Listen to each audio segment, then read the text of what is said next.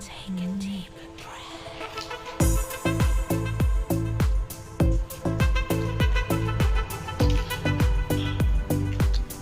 यीशु मसीहले नि हामीलाई जगतको नियमसँग तुलना किन गर्नुभएको छ?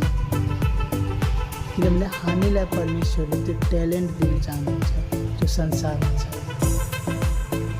जो संसारको मान्छेलाई थाहै छ। किनभने त्यो ट्यालेन्टमा स्वाद छ। जसरी नुन बगैर कुनै खानालाई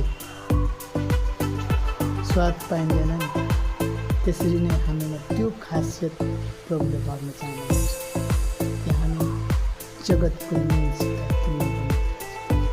लेखेको छ मत्तीको सुसमाचार 5:13 पढेर हेर्नुहोस्। हामी आफ्नो आफूलाई जान्दिन, थाहा छैन